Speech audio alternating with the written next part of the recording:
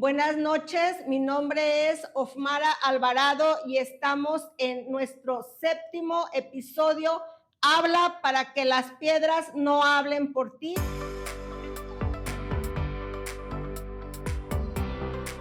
Tenemos un invitado muy especial como todas las ocasiones atrás y su nombre es...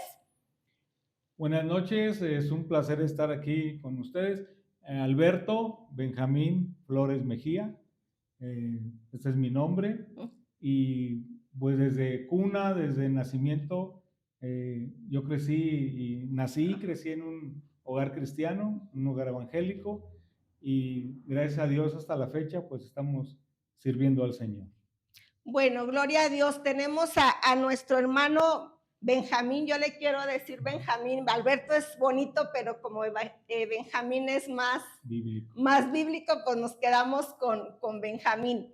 Bueno, pues ya escucharon, Benjamín desde cuna, ¿verdad? Él conoció el evangelio desde pequeño, pero como les hemos enseñado en cada episodio que hemos visto, que cuando venimos al evangelio de niños, pues somos evangélicos de tradición, ¿verdad, Benjamín? Somos evangélicos de tradición, pero nosotros queremos saber en qué momento tú fuiste ya un cristiano de convicción. Queremos que nos cuentes un poquito de cómo llegaste al Señor, porque sí vienes desde la cuna, pero por tradición. Pero ¿en qué momento Dios fue el salvador de tu vida? Bueno, pues cuando uno era niño, pues uno lo asistía al templo porque uno lo llevaba.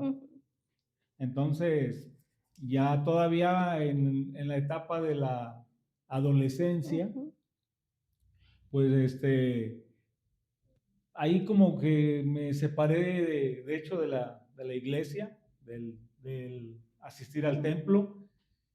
Y en algunas ocasiones yo he compartido que es en esa etapa donde yo me fui al mundo. Pero el mundo en el que yo andaba, diríamos que no era algo tan drástico, tan grave. Simplemente, por ejemplo, los domingos, que era el día de ir a la casa del Señor, pues yo me iba a ver partidos de fútbol a los campos llaneros. Y entonces así andaba. Y bueno, hasta que un buen día fui a la casa de mi abuela materna y entonces ella me dijo que qué andaba haciendo, qué andas haciendo. Le digo, pues nada. ¿Y qué vas a hacer el domingo? Le digo, pues ahorita entre semana no hago nada, pues, el domingo menos. Dice, el domingo, entre semana no hace nada y el domingo descanso. Ajá. Y me dice, bueno, te espero, porque luego nos hablaba como con cierta energía. Ajá. Y así no era así como que muy cariñosa para hablar, pero... Lo típico de las abuelitas de antes, que tenían autoridad sobre los nietos. Sí, ¿verdad? así es. Y luego me dice, el domingo te espero aquí a las 9 de la mañana porque nos vamos a ir al templo. Le digo, sí. Ahora, hace un momento comentaba que yo me fui al mundo, pero realmente así como me fui al mundo, así también regresé al seno de la iglesia, porque realmente por el ejemplo y la instrucción y el esfuerzo de mi madre, es que nosotros, y viendo a ella su testimonio, realmente nunca fuimos rebeldes a la palabra del Señor ni... Inquietos como un adolescente normal que está en formación, que le llama la atención, pues los juegos, las fiestas, algo normal. Entonces no te descarrilaste así como decir, gracias a que habías tenido mucha enseñanza de parte de tu mamá, de tu abuela, y me imagino de que tus hermanos mayores, porque ¿cuántos hermanos son en ustedes con su familia? Nosotros fuimos, somos actualmente, vivimos 9. 9. Solamente nos falleció un hermano de bebé. más chico que yo. Pero nosotros estamos hablando de que somos 7 hombres y 2 mujeres. 7 hombres y 2 mujeres. Y entonces, pues, prácticamente en la vida espiritual, en la vida moral, en la formación importante del ser humano, mi madre fue la que influyó tremendamente. Ajá. Yo tengo muy grabada la imagen de ella, por ejemplo, era un domingo de resurrección. Nosotros asistíamos entonces a la iglesia del Nazaret y íbamos con ella. Tengo un hermano que se llama Asael y yo, casi de la misma edad, yo soy un año mayor que él. Sí. Y acompañábamos a mi mamá al domingo de resurrección, al culto. Y ella dejaba su Biblia y su himnario en la banca. Entonces, y se acercaba al altar antes de que empezara el culto. Y ahí ella pues se arrodillaba y oraba al Señor. Ahora, esa imagen es una enseñanza que conocemos como informal, pero fue muy poderosa para mí. Así es. Por eso es que realmente nunca fuimos tan rebeldes a volver al camino. Porque hay un dicho que dice que tus hechos hablan más que tus palabras. Entonces tu mami, cuando ella sabía, ella en su tiempo de oración, me imagino, estaba orando por ti, tú te ibas a jugar fútbol, todo, pero ella estaba confiando en lo que ella sembraba, en lo que los maestros de escuela dominical te sembraban, la palabra, instruía al niño en su camino. Y aun cuando fuere viejo, dice, no se apartará de él. Pero tu mami te hablaba más con hechos que con palabras. Sí. Ella se llegaba, se hincaba, oraba. Sí. Ella era devota, ella era amante de las cosas de Dios. Pero yo quiero saber si dices tú, no me desvié tanto, pues era lo normal de un adolescente. Pero dentro de la adolescencia, muchas veces, ahora sí que la palabra dice, adolece, carece de una necesidad. Yo quiero saber si llevabas una vida buena, ¿verdad? Pero todos en un momento, llegamos a un momento que decimos, me siento vacío. Sí, porque tu mami era un ejemplo, sí. pero tú todavía no entregabas tu vida a Jesús, porque queremos que quede claro que cuando no entregamos, cuando no hacemos ese pacto de entregar nuestra vida a Jesús, pues somos una creación de Jesús, de Dios. Porque dice la palabra, hijos son aquellos, dice, que hacen la voluntad de mi Padre que está en los cielos. Entonces, en ese momento que tú ibas, eras creación. Dios hace que salga el sol sobre buenos y malos como la creación. Pero ¿en qué momento decides tú, Benjamín, ser un hijo de Dios? Bueno, entonces, retomando la invitación de mi abuela, yo asistí por primera vez al templo al que actualmente me congrego, que es el templo de la denominación Discípulos de Cristo. Ese templo está en la colonia Julián Carrillo. Entonces yo empecé a asistir ya más en forma al templo, y en ese tiempo era pastoreado por el hermano Bernabé Lara Gutiérrez. Y entonces pues yo empecé a asistir, empecé a tomar la clase de escuela dominical, la tomaba con él, que era la clase de doctrina. Entonces me empezó a llamar la atención, me empezó a interesar más, me gustó, y en ese momento es donde pues se podría decir que yo entendí con más claridad pues qué era el evangelio. Gracias a que tuviste, por decir tu pastor, un mentor. Sí. O sea, tú era tu ejemplo. Tú te empezaste a interesar en la forma que tu pastor te hablaba, en la forma que tu pastor te enseñaba. Entonces ahí, o sea, a ti te nació ese interés de querer conocer más. Sí. Y querer conocer más al grado que síguenos contando. Entonces yo empecé a asistir, sin embargo, no sé a cuántos cristianos les pase, pero por ejemplo, yo asistía al templo regularmente, empecé a participar en algunos ministerios, Entre algunos, pues fui secretario de la escuela dominical, y también participé ya más adelante en la sociedad de varones, en la sociedad de jóvenes de aquel tiempo, y entonces me empecé a involucrar, me empezó a gustar, me empecé a involucrar. Sin embargo, cuando yo ya tenía suficiente conocimiento y yo ya realmente sabía, entendía con más claridad quién es Jesucristo y a qué vino el Señor Jesús. Entonces, pues yo ya todo lo que había atesorado, yo lo plasmé públicamente para la gloria del Señor, ya bautizándome. De hecho, toda mi familia se bautizó el mismo día que yo me bauticé. Entonces, sin embargo, o sea, ¿todos tus hermanos? No, mi esposa y mis hijos. O tu esposa y tus hijos. Mi esposa y mis hijos. Nos bautizamos el mismo día. Ay, qué bonito. Pero el que nos bautizó, por eso decía, no sé a cuántos cristianos les llega a pasar, que tienen aprecio por las cosas de Dios.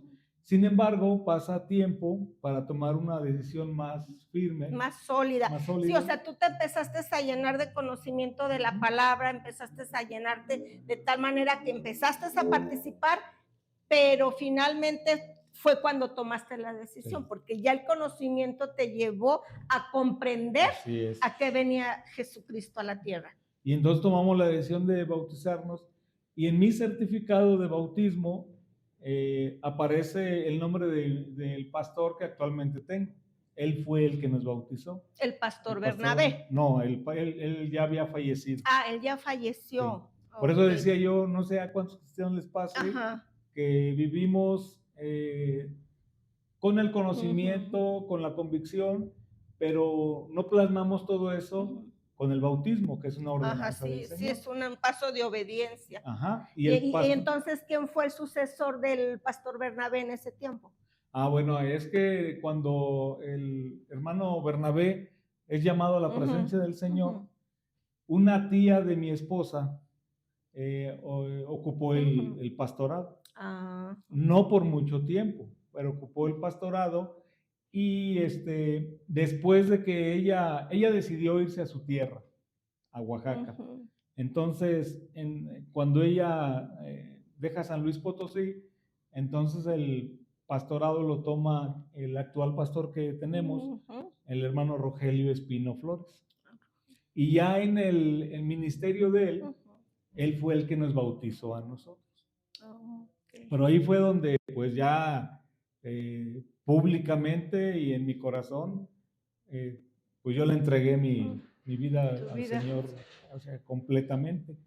Y entonces todo fue a partir de la invitación de mi abuela, el deseo de participar y de conocer y de aprender.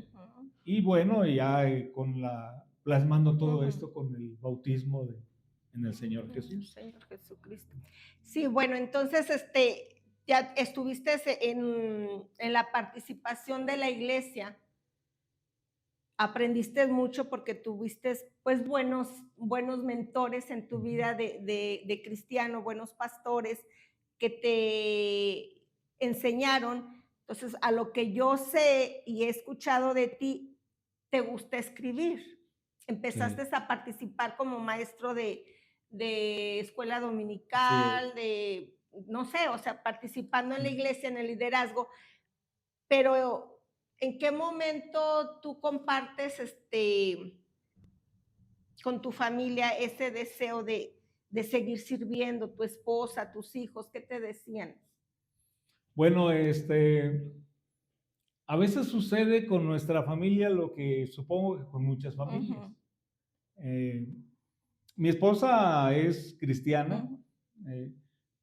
Por ejemplo, hablando de mis hermanos, hay algo interesante.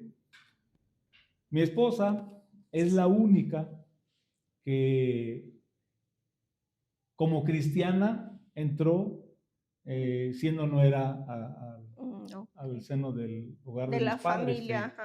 Porque mis demás hermanos tuvieron matrimonios, diríamos, mixtos. Ujú. Las esposas, mis cuñadas, pues eran Inconversas. inconversas. Y de ellas, pues yo rescataría a la esposa de mi hermano Asael, Ujú. que ella abrazó el evangelio. Sí. Y participó mucho en las cosas de Dios. De Dios. Y también la otra cuñada que abrazó también el evangelio y aún sigue, es la esposa de mi hermano Pastor Jairo, Ujú. mi cuñada Diana. Entonces, pero por ejemplo, mi esposa, pues ella era también de cuna cristiana. O sea, yo fui el único de los hijos de mis padres que me casé con una mujer Cristiana. cristiana. Ajá. Sí. De hecho, la tía que tenía el pastorado y se fue, bueno, ella es tía de mi esposa. Ah, ok. Bueno, Benjamín, ya nos estás platicando, ¿verdad? Entonces, todo tu proceso iba bien. Uh-huh. Iba bien, pero yo quiero que nos cuentes de ese episodio tan difícil que siendo cristiano tuviste en tu vida, porque me contaste que llegó un momento en que tú te llegó una ansiedad en tu vida, como temor, todas esas cosas al grado de tener que ir a un psicólogo, un neurólogo, no sé, problemas de la mente. ¿Por qué surgieron, Benjamín? Bueno, después de que yo me bauticé, diríamos que pues yo tenía una vida tranquila, una vida normal, y entonces, por la experiencia por la que yo atravesé, y bueno, aún sigo lidiando algo con eso y apoyándome en el Señor, pero yo nunca entendí qué fue lo que pasó. Entonces, y me ha surgido el pensamiento de que le decía yo a un compañero de trabajo, cómo en la vida pasan cosas que uno no espera y esperamos cosas que nunca pasan. Y así es la vida. Pero entonces, nunca supiste, no. Disculpa que te interrumpa, el origen de ese temor, de esa ansiedad que te llevó a esa desesperación, porque me has contado que incluso decías, yo quiero ya no vivir. Sí, sí, sí. Yo ya no quiero. Entonces, era algo muy fuerte. Sí. Pero, ¿qué era? O sea, nunca te investigaste qué te originó, te alejaste de Dios, hiciste algo fuera de la voluntad de Dios, nada más así de la nada, ¿o cómo? A ver. Así es que yo he hecho memoria y no recuerdo, pues, haber hecho algo porque yo estaba muy activo en la iglesia. Entonces, sucede que un día, lo tengo muy presente, fue un martes, pues ya me iba a retirar a descansar. Y cruzando la puerta de la recámara, pues de repente ahí, no sé por qué, no sé qué fue lo que pasó, pero en ese momento mi vida cambió completamente en la parte emocional y en la parte mental. Pero te causó un temor, sí, fue algo, vistes algo que te atemorizó. No sé, quiero que recuerdes qué fue lo que pasó. Es que yo es que lo único que yo recuerdo nada más fue un cambio tan brusco, de repente. Ya no quiero hacer nada, no, quiero llorar, tengo que, miedo, ¿cómo? Lo primero que experimenté fue ansiedad y fue mucho temor, algo inexplicable porque yo me sentía en ese momento como si yo fuera una criatura, una persona que incluso me daba miedo salir a la calle. Eran cosas muy... Entonces, ¿dejaste de participar en ese tiempo o seguías participando? No, de hecho, con todo y los temores y las ansiedades y con todo, yo seguí participando. Yo seguí participando, pero eso no se iba. Entonces, yo primeramente, bueno, pues pidiéndole a Dios su ayuda, pero yo, por ejemplo, lo primero que tuve fue yo estuve en un tratamiento psicológico. Y yo recuerdo, por ejemplo, que me decía la terapeuta que hay situaciones en la vida de las personas que, vamos a decir, desembocan o truenan, ya incluso a veces traemos desde la niñez eso. O sea, ahí lo traemos, pero no hace estragos completamente. Entonces, no sé si algo de que pasó en mi niñez haya sido parte de esto. Lo que detonó, no supiste qué detonó ese conflicto. No, porque... Pero nunca has hecho, por decir, que Dios te traiga a tu mente que viviste en la niñez, nunca supiste, solo detonó en ese momento. Sí, lo único que yo recuerdo de mi niñez es que como que yo, ahorita soy completamente diferente, pero en mi niñez yo vivía como con muchas preocupaciones y con muchos temores. Por ejemplo, algo muy clásico, y eso ya me pasó ya grande, sí. Si yo iba a mi trabajo y yo sabía que el transporte pasaba por ahí para llevarnos y no había nadie, yo empezaba a pensar que ya se fueron, o me daba así como ansiedad. Ansiedad de que te dejaran. Que me dejara el camión o así. Entonces, este tipo de situaciones, pues es lo único que yo podría recordar que tuve desde mi niñez. ¿Y qué te decía tu esposa? ¿Qué te decía tu pastor? Bueno, el pastor en una ocasión, él sí me dijo, espérame tantito que quiero platicar con usted. Porque él se da cuenta, cuando uno tiene problemas serios en la parte emocional, es muy, muy complicado ocultar eso. Así es. Uno se agacha continuamente, se queda, cierra los ojos. Son actitudes que no son muy normales en la gente, ¿verdad? Y entonces el pastor habló conmigo, me ofreció todo el apoyo que yo necesitabas ocupara en ese momento. Y así. Entonces, ya con el paso del tiempo, pues luego uno va analizando las cosas de otra manera. Y entonces, dentro de mis oraciones y de lo que yo hablo con Dios, yo le digo, cambia uno el pensamiento. Porque ahora, lo que también hay que decir, y es una realidad con todos los hermanos y las hermanas que pasan por situaciones difíciles, es muy complicado, por más consagrado que uno sea, es muy complicado, no, incluso a veces, hasta cuestionar al mismo Dios.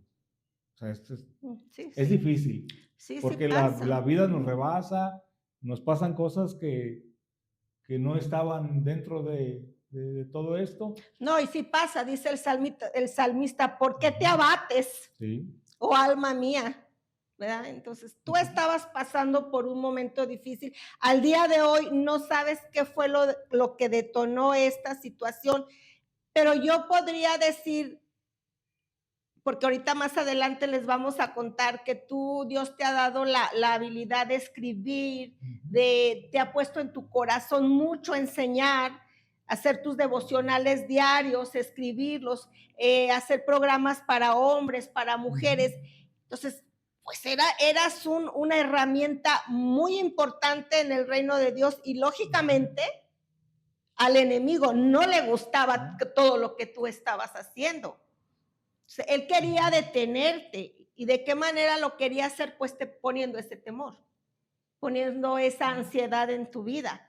Porque fue un proceso, sí, muy difícil, que él quiso atacarte, pero aquí podemos ver que tú seguiste queriendo empaparte de la palabra de Dios, y vemos que nosotros como cristianos tenemos tiempos difíciles. Dice aquí, Pablo y Silas estaban pasando por un momento difíciles, atados de sus pies, encarcelados, latigados tal vez de su espalda, ensangrentados, pero dice, alabando a Dios, pasaban cosas.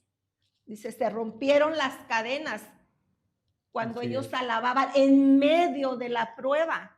Y quiero que sepan, porque la audiencia está escuchando, que el cristiano puede pasar por momentos, no precisamente que estés pecando, no precisamente que hayas fallado, simplemente el enemigo quiere darte una zancadilla, tirarte, atemorizarte. Pero lo importante fue que tú te refugiaste en la palabra. Sí. Que tú te refugiaste, como dice, y Pablo y Silas le alabaron en medio de ese dolor. Porque imagínate, en la cárcel, ¿quién va a estar alabando? Hay temor, hay frío, hay todo. ¿A qué horas me vienen a golpear? ¿A qué horas me hace algo otro reo alrededor? Hay temores dentro de eso, pero cuando ellos alabaron, dice, se rompieron estas cadenas. Y quiero que vea la gente que sí pasaste por ese proceso de psicólogos, psiquiatras, tenías temor, pero tú seguiste inmerso en la palabra. Sí, sí, sí. Y empezaste a pactar con Dios. Cuéntanos de esos pactos que tú hiciste con Dios. Bueno, ahora que menciona por ejemplo, cuando a mí me viene toda esta situación, yo me he dedicado desde el año 2010, que fue cuando más o menos experimenté todo esto. Entonces yo me veía afectado en mi mente, porque eran ideas contrarias a todo lo que tenga que ver con Dios. Sí. Y todos sabemos que el más interesado en que no lo honremos, en que no estemos a su servicio y en que en todo lo contrario, pues es el enemigo de nuestra alma. Y ahora en la mente la ataca terriblemente. Entonces, el razonamiento que yo tuve fue, pues si la mente es la que está siendo atacada, pues entonces la mente tiene que ser alimentada con la palabra de Dios. Así es, muy buen punto. Pues hay que...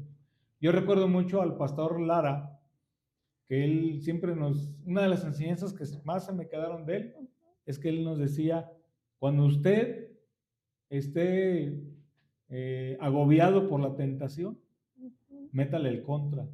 Y él decía, métale el contra. Y sí. Ahora, mencionaba muy, muy bien el caso de Pablo y Silas en la prisión.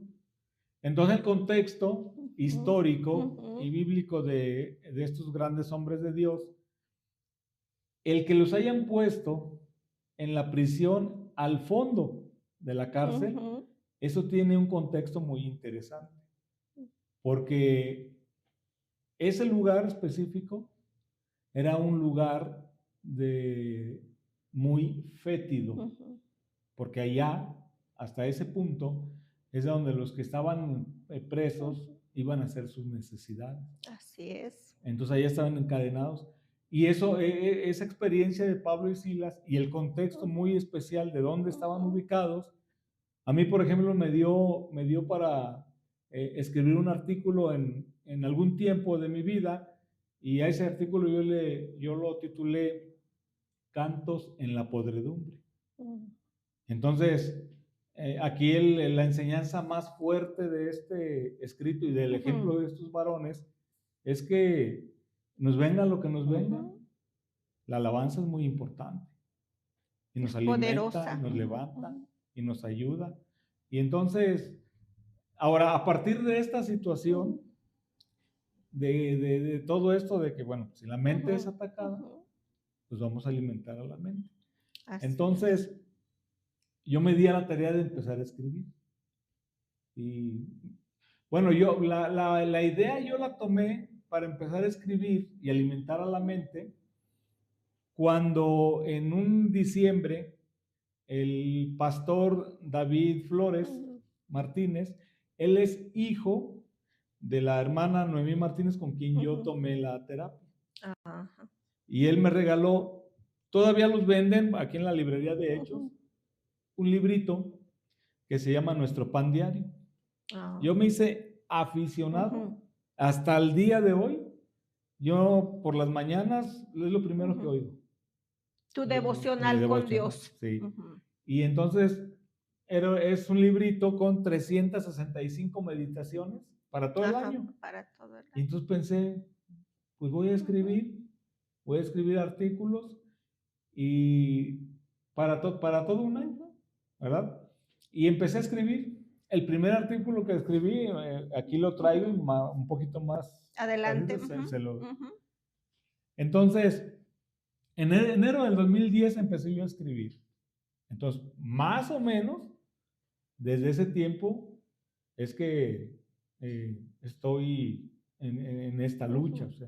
Y yo creo que el diablo quiso darte zancadilla porque recordando al inicio de este episodio dices, pues no practiqué, me casé con una mujer cristiana, pues no fumé, no tomé, pues simplemente en su momento dejaste de ir a la iglesia, al fútbol, que no era malo, simplemente pues estabas en la adolescencia. Entonces, viendo todo eso, que no estabas contaminado, que caminabas conforme al corazón de Dios, ¿verdad? Entonces me viene a mi memoria la historia de Noé.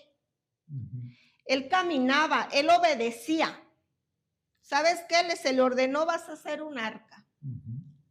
Me imagino que era difícil, y más en la burla de las personas. Sí. Nunca ha llovido, todo se riega del vaporcito que sale, no está loco.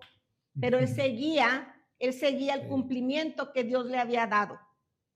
Llega el diluvio, se sube su familia, están en lo que es ahora sí que alta mar, como se diría, ¿verdad? Pero al momento que él baja, dice la Biblia que él hizo un viñedo. Sí. Y toma. Podemos decir, bueno, ¿en qué momento él falló? Porque anteriormente, antes del diluvio, dice que la gente pecaba, se embriagaba, hacía cosas malas, por eso Dios quiso hacer ese diluvio. Entonces, él sabía que tomar era pecado, que embriagarse era pecado, y lo hizo. Y pasó por este lugar, este momento difícil, pero mira qué hermoso.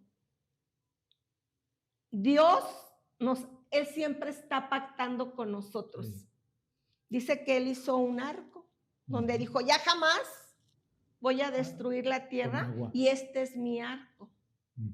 Y yo pacto que nunca más, pero el pacto que más me gusta y que quiero leer en esta tarde, te lo voy a leer, en Primera de Corintios 11, déjame te lo leo aquí.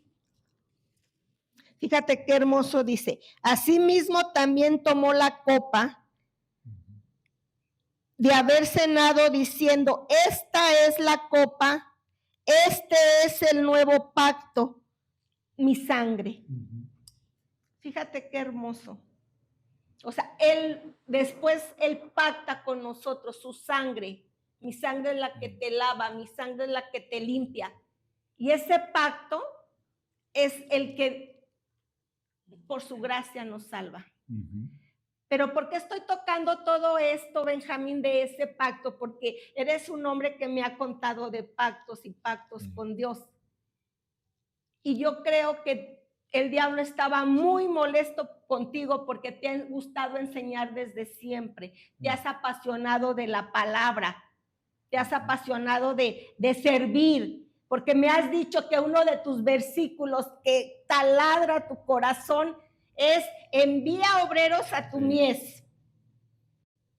Rogar al Señor que envíe obreros a tu mies. Fíjate qué bonito. Eso que te taladra Dios, tú estás viendo la necesidad, porque dice que la fe viene por el oír el oír de la palabra, y es lo que tú quisiste hacer siempre. Sí. Enseñar a la gente, porque no tienes un título, no eres pastor, simplemente eres un obrero. Obrar, mandar obreros a su mies, porque la mies es mucha, pero los obreros son pocos. Y al día de hoy, Benjamín, no cualquiera quiere servir a Dios. No cualquiera quiere pagar ese precio. No cualquiera quiere pactar con Dios. Y yo creo que ese fue el detonante. Eras un arma poderosa para la gloria de Dios. Pero quiero que nos sigas contando de eso que tú escribes, de los pactos que has hecho en servir a Dios, como el de mujeres, para hombres, todo eso. Cuéntanos, Benjamín. De lo que sí estoy completamente convencido, es que, bueno, se dice mucho que las cosas pasan por algo. Ahora, seguro, si yo no hubiera pasado por esa experiencia emocional, mental, lo más probable es que yo no hubiera escrito nada. Ahora, con el ejemplo del librito de nuestro pan diario, pues de ahí tomé la idea de empezar a escribir. Y yo me maravillo de veras, porque cuando un hijo de Dios en tribulación o en paz, como sea que sea su situación, quisiéramos que siempre fuera en paz, pero a veces no es posible, de veras pone la intención de servir al Señor, el Señor le da, porque ciertamente, aunque está muy ligada esta porción de la Escritura a lo que es la cena del Señor y la comunión, pero también es cierto que lo que escribe Pablo, ya fuera de lo que es la mesa del Señor, en lo que es la obra del ministerio, es una realidad muy poderosa, porque yo recibí del Señor lo que también os he enseñado. Entonces, el Señor nos alimenta para alimentar. Ahora, lo que yo siempre le pedí a Dios, y evidentemente me lo cumplió, yo empecé tenía ya algunos escritos formados que aún no les había dado escritura. Desde el escrito 1 hasta el escrito 365, nunca me quedé esperando un tiempo para ver qué Dios ponía en mi corazón para escribir. Siempre había algo. La cena espiritual siempre estuvo bien, siempre. Incluso cuando yo terminé el número 365, ya tenía ahí formados como 6 o 7 escritos todavía. E incluso ahora, actualmente sigo escribiendo ese, lo retomé. Actualmente tengo aquí en el pensamiento, tengo 2 escritos que no he puesto que no has plasmado. O sea que tengo en papel escrito y tengo en la mente otros por escribir. Después, ya tomándole gusto a la escritura y pues viendo cómo el Señor se manifiesta en la mente y en el corazón de sus hijos, pues me di a la tarea de escribir un comentario bíblico sobre, el primero que hice fue sobre los varones de la Biblia, desde Adán hasta el último, no sé si debe ser por ahí Aquila o Pablo, y después ese comentario yo lo hice primeramente, o sea, todo lo que yo escribo, todo, evidentemente, el primer propósito es para la honra y la gloria del Señor. Así es, gloria a Dios. Para la gloria de Dios. Y el comentario de los varones es un legado que yo le pienso dejar a mi hijo. Después escribí uno de las mujeres y ya lo terminé también, desde Eva hasta Junia, esta mujer que aparece en el Nuevo Testamento y que según la historia era pariente del apóstol Pablo. Hasta ahí escribí también. Y entonces, por ahí tomé un receso de un año, seguía yo escribiendo. El receso es que yo terminé el de las mujeres y luego ya después retomé el pan, el maná, que yo le he llamado maná espiritual. Y de ahora actualmente lo estoy alternando, que este es el último libro que me vino a la memoria, al deseo, y lo he tomado como desafío para escribir. Y estoy escribiendo desde hace ya un tiempo sobre las preguntas que Dios hace en la Biblia. Y ahorita voy en el libro de Job. Estoy escribiendo las preguntas del libro de Job. La primera que escribí fue la de cuando Adán y Eva pecaron. Todos conocemos el pecado original, que fue la desobediencia. Entonces desciende la gloria de Dios al Edén y le dice a Adán, ¿dónde estás tú? Y entonces es de las preguntas nada más.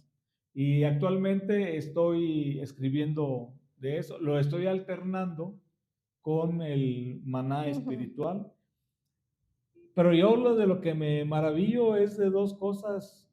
Cuando uno está escribiendo, hay palabras que le vienen de pronto a la mente.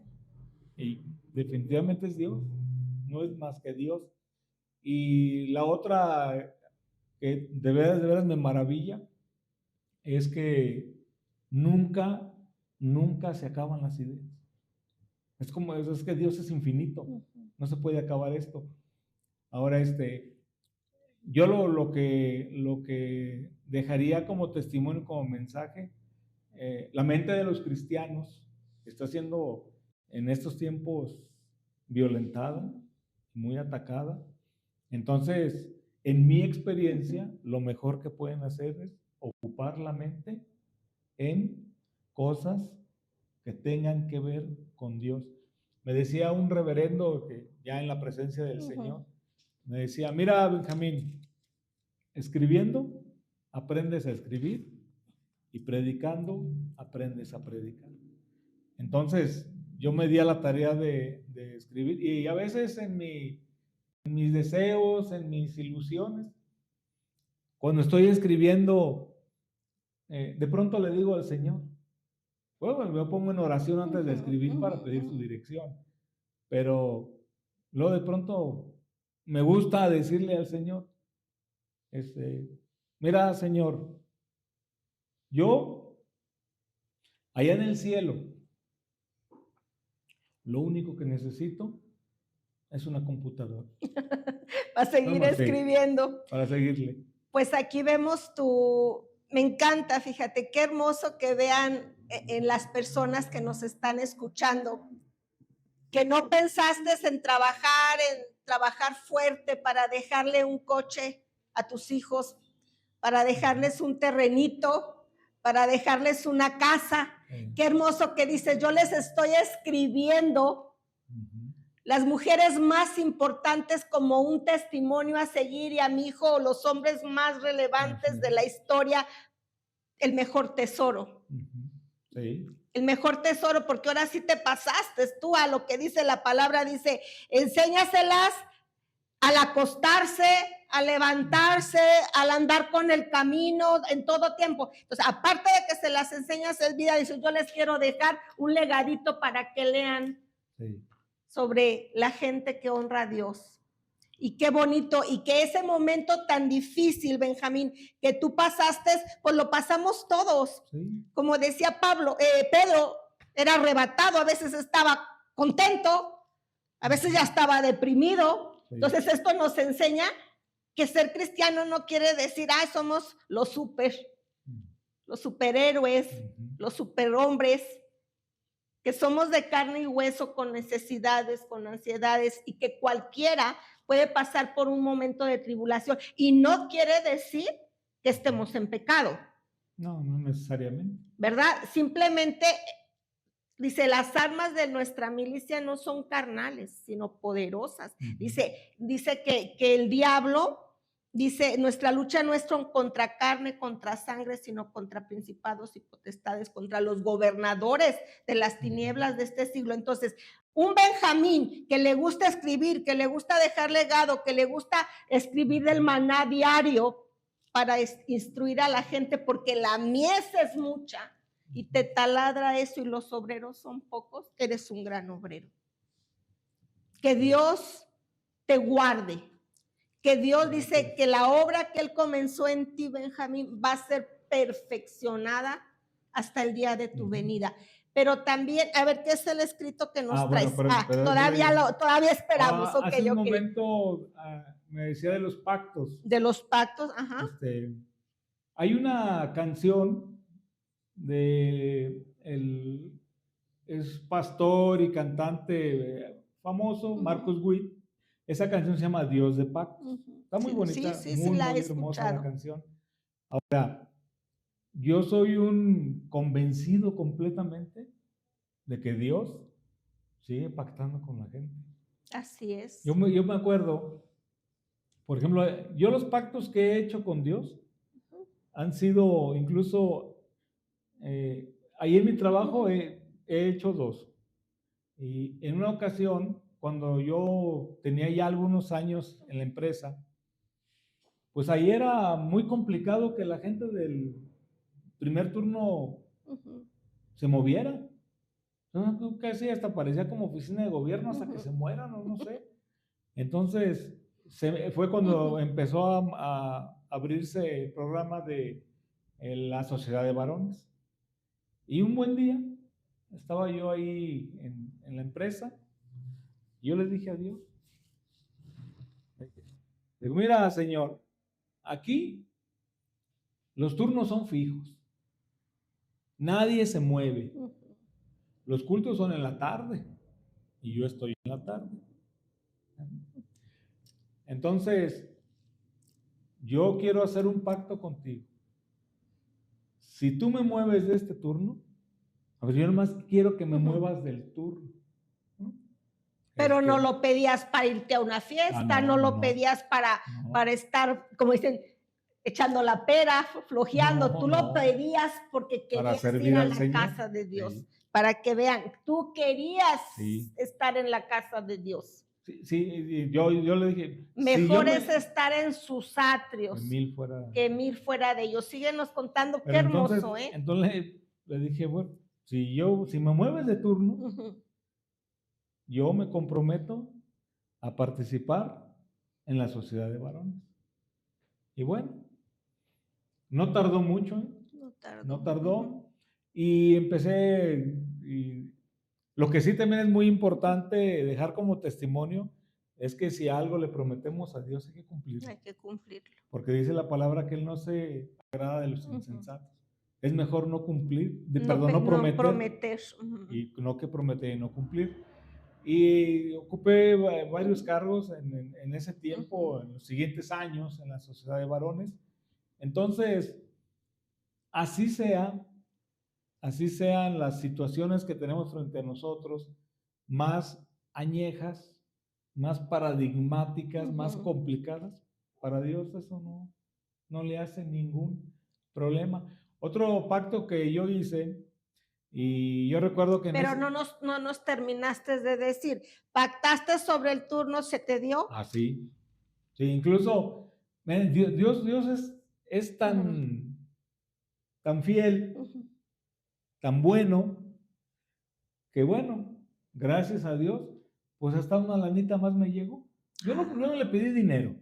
Tú querías tu turno, no quería nada mi cambio, pero obviamente el puesto que me dieron, pues era de más dinerito. Así sabe dar Dios. Sí. Porque aquí la experiencia cristiana que yo tengo es que uno le pide a Dios y siempre da más. Así es. Siempre da más. Entonces... Pero no como un cajero, ¿verdad? Que a veces queremos ver a Dios. No. Nada más quiero meter la tarjetita y quiero sacar y quiero sacar. No hay que hacer pactos. Yo te doy, Señor, y sin esperar, Él te va a dar. Sí, porque tenemos ejemplos en la Escritura. Cuando Jacob regresaba de Padán Aram, le dijo, si tú me bendices, de todo lo que me des, el 10 apartaré para ti. Entonces, hay que pactar. Yo invito a la gente y la exhorto a que aún en los momentos más complicados sigan pactando con Dios. Que Dios es fiel y Dios ahí está.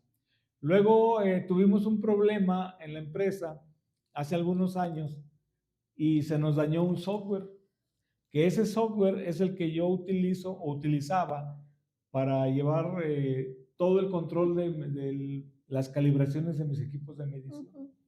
Entonces es un problema muy, muy serio, muy fuerte, porque se puede perder hasta la certificación de la empresa.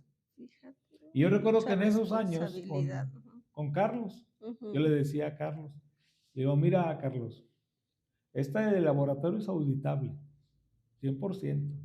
Dice, no, dice, aquí sí vienen. Digo, bueno, ahí te va. Se nos dañó el software, no tenemos. Estamos reconstruyendo toda la información y entonces, si nos preguntan por algún equipo y no lo tenemos aquí, pues iba a ser un lío. Digo, pero mira, yo le pedí a Dios, yo hice un pacto con Dios y yo lo que le pedí fue que no vinieran a auditar, que no vinieran, porque no tenemos software. Y entonces yo recuerdo clarito que Carlos me dijo, no, Benjamín, casi que eso era imposible. Le digo, no, para Dios no es imposible. Pero bueno, ahí lo dejamos. Y ese día, ese año, porque a mí me auditan nada más 1 o 2 veces en el año. Y las auditorías externas yo las tengo en el mes de abril. Y en ese abril, que se nos dañó el software, es el único año, el único que salió librado, que no fueron a auditar. Y luego hasta Carlos se sorprendió. Me decía, no, digo, es que es Dios, Carlos. Pero Dios. Qué bonito, Benjamín, qué bonito. Por eso te digo, un gran obrero de la mies. O sea, tú en tu trabajo, o sea, ahí estás clamando a Dios, ahí les estás enseñando a los jóvenes, no, yo voy a pactar, yo voy a hacer, yo dependo de Dios. Él te pone ahí y ahí estás plantado, pero ahí estás floreciendo y siendo testimonios para nuestras nuevas generaciones. Sí. A la gente en la iglesia y fuera de la iglesia hay que enseñarle que Dios es fiel. Aunque nosotros seamos infieles, Él es fiel. Él permanece fiel. Y estar conectados con Él en todo momento. Ahora, con toda esta parte emocional, mental, ataques del mal y muchas cosas, a veces algo que también nos lastima mucho como hijos de Dios, casi al nivel de los ataques malignos, y yo lo he visto tristemente en el seno de las iglesias, es la indolencia de la iglesia. Yo en todo ese proceso de perturbación, de así, yo experimenté en la iglesia, yo vi en algunos hermanos su indiferencia, su indolencia. Y cuando uno no ha superado, no ha madurado la tribulación, el dolor y todo esto, la angustia, la desesperación, es muy fácil uno mismo creer cosas que no existen. Porque, por ejemplo, a mí me hicieron sentir como si yo fuera un leproso, un proscrito, un apestado. Y entonces, muchas de los escritos y de los sermones que yo he preparado tienen que ver con el concepto que Dios tiene de nosotros y no la gente. Así es. Porque la gente, siendo que son hijos de Dios, a mí me cuesta trabajo a la fecha entender cómo alguien que hasta predica la palabra o que ministra algo, ¿cómo puede hacer sentir a alguien en tribulación así? Eso es increíble. Uno de los pasajes que más marcaron mi vida, aparte de la mies, y ese quizás sea el más favorito de la Escritura, es cuando el Señor habla con Pedro. Y entonces es una cosa impresionante, porque precisamente cuando le lanza esa trilogía de preguntas similares, Simón Pedro, hijo de Jonás, ¿me amas? Y entonces Pedro le dice que sí. Y entonces la instrucción del Señor fue: apacienta mis corderos y apacienta mis ovejas. Entonces eso es lo que se trata en la vida cristiana, y en especial el seno de la iglesia, de apacentar, de abrazar, de consolar, de cuidar, de acompañar, ahora hay una palabra que anda mucho de moda y es buena palabra, que es discipular. Entonces de eso se trata. Yo en algunas predicaciones que he tenido, yo les digo a la gente, cuando estoy hablando de personas lastimadas, heridas, rotas, yo les digo: miren, el mundo ya nos lastimó mucho. Aquí no venimos a que nos lastimen, no, aquí venimos a que nos abracen. Sin embargo, yo pasé por esa experiencia. El primer artículo que yo escribí, el primero, está muy ligado a esa experiencia dolorosa en el seno de la iglesia. Ahora, también hay que decir, porque es justo, que en la iglesia también encontré hermanos y hermanas que fueron un apoyo muy bueno, muy fuerte. Pero sí hay todavía hermanitos que pues me cuesta trabajo entender. Pero que quede claro, ¿verdad? Ahora sí que a nuestra audiencia, que la misma Biblia dice que el reino el evangelio es como una red que es echada, dice, pero cuando jalas esa red, dice, arrastras de toda clase de peces, dice, buenos y malos, para que a nuestra audiencia les quede que en la iglesia no solo hay de todo, pero la elección le pertenece a Dios hasta el día de su venida. Y también se me viene otra parábola, porque quiero que la gente no quede así como que, porque el apóstol Pablo nos dice que nos congreguemos, ahí vamos a tener fortaleza. Dices, tuve gente que me ayudó mucho, pero dentro de la iglesia dentro del ministerio existen envidias. Te lo voy a leer aquí, mira lo que dice aquí, a lo que estás diciendo. Dice: porque el reino de los cielos es semejante a un padre de familia que salió por la mañana a contratar obreros para su viña, y habiendo convenido con los obreros de 1 denario al día, los envió a su viña. Y saliendo cerca de la hora tercera del día, vio a otros que estaban en la plaza desocupados. Y les dijo: id también vosotros a la viña, y os daré lo que sea justo. Y ellos fueron. Y salió otra vez cerca de la hora sexta y novena, e hizo lo mismo. Y saliendo cerca de la hora 11, halló a otros que estaban desocupados, y les dijo: ¿por qué estáis aquí todo el día desocupados? Le dijeron: porque nadie nos ha contratado.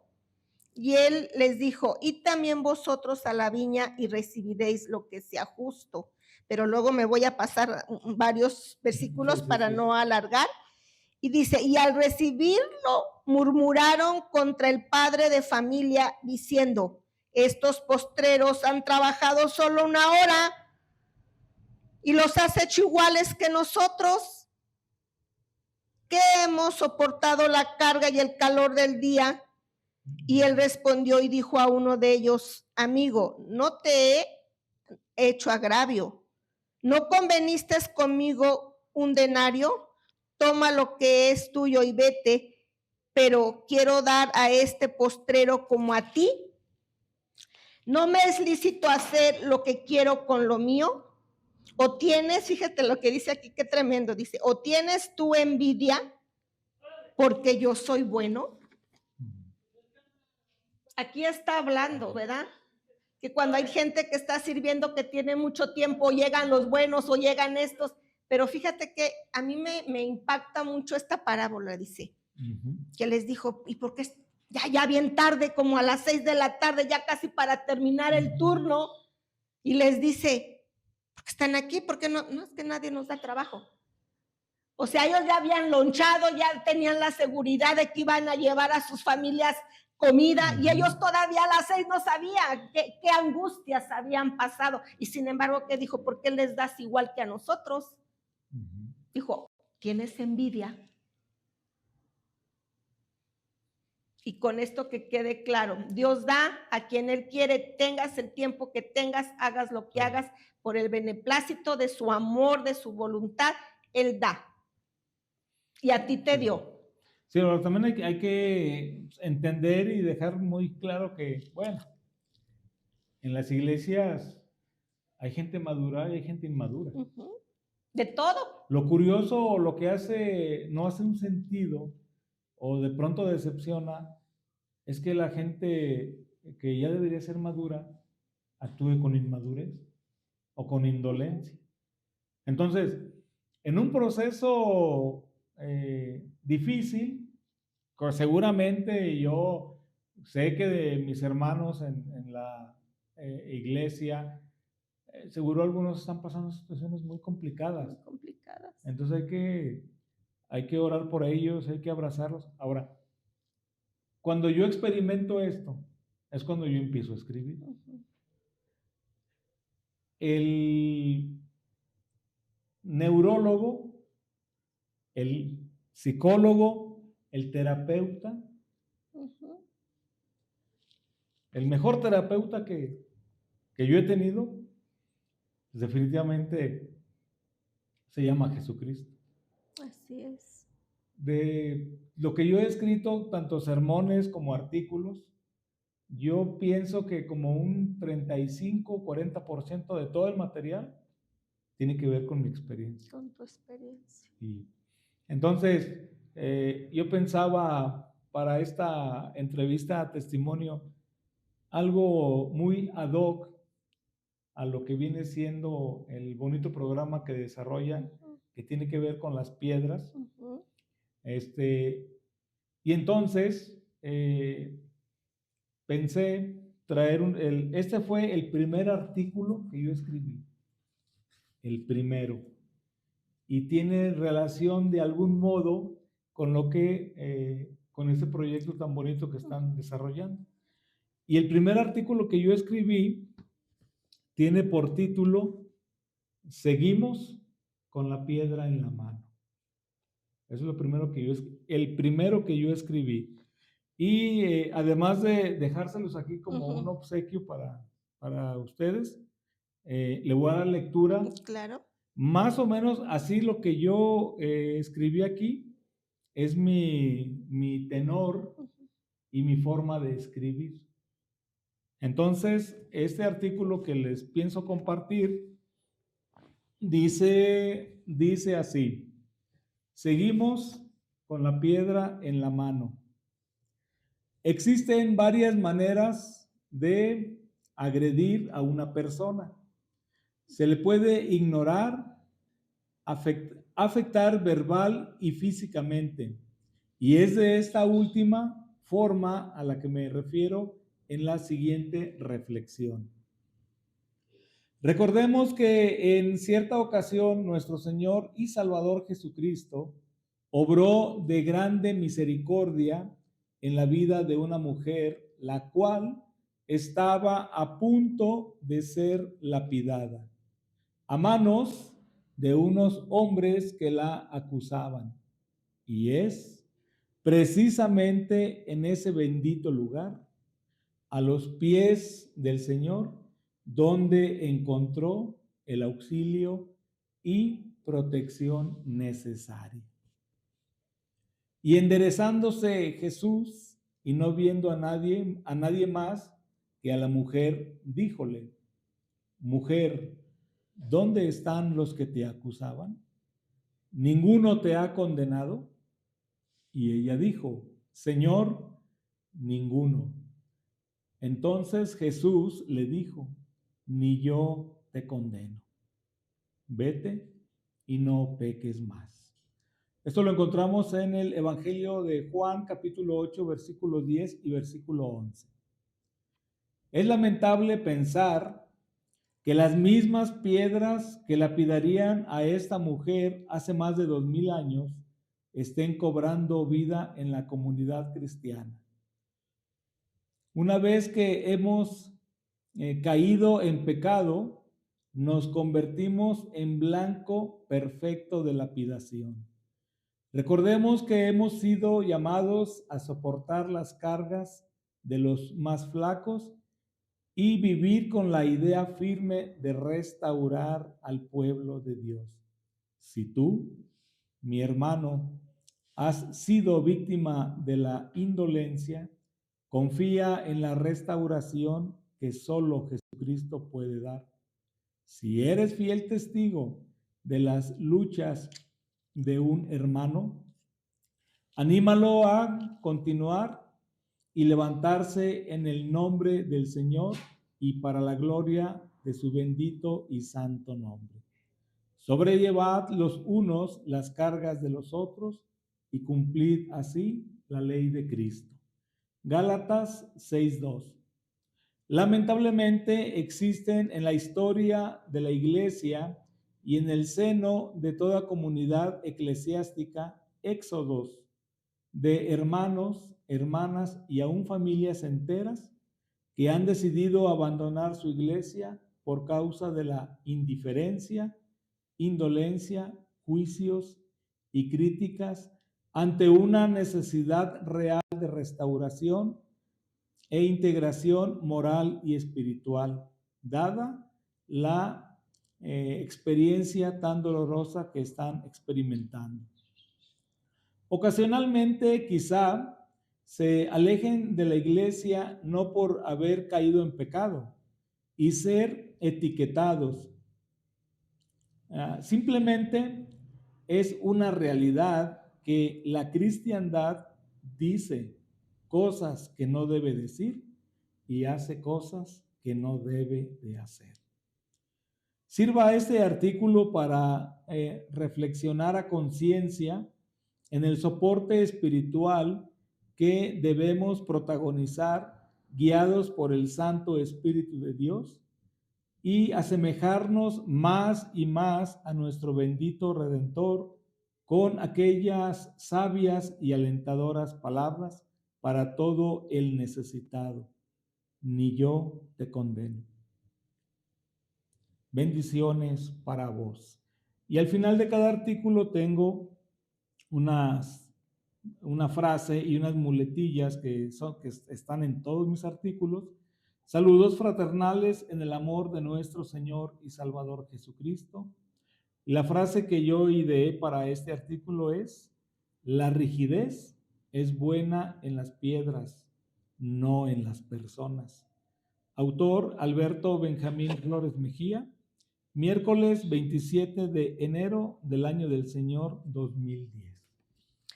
Pues qué hermosos escritos, Benjamín, y aquí recordando una de tus pláticas del pópulo, ¿cómo? Pópulo al púlpito. Del pópulo al púlpito. Al púlpito, pues Dios te ha dado ese don de escribir. No lo escondas, síguelo haciendo, síguelo compartiendo porque es el pan de vida para nuestro espíritu. Entonces te damos muchas gracias que nos acompañaste y que nos enseñas que pactar con Dios es lo más grande de la vida. Y qué hermoso que tú te estás preocupando por la espiritualidad de tus hijos antes que darles materiales. Les estás dejando lo eterno, lo que no se contamina, lo que tiene vida. Eres un gran padre, un gran líder, un gran hombrero de la mies. Gracias. Bienvenido, te vamos a regalar si me la pasa, discúlpame que mi hijo me las dejó muy lejos. Dice aquí, habla para que las piedras no hablen por ti. Este es el nombre de nuestro programa. Yo sé que lo vas a seguir haciendo porque Dios te dio ese talento de la escritura, el pan diario. Síguenoslo compartiendo, que es una gran bendición. Habla para que las piedras no hablen por ti. Es un recuerdito de este programa. Muchas gracias. Y nuestro lema es conocer a Dios y hacerlo conocido. Les estamos invitando a que se suscriban y le den a la campanita y estamos esperando el próximo episodio. Que Dios les bendiga.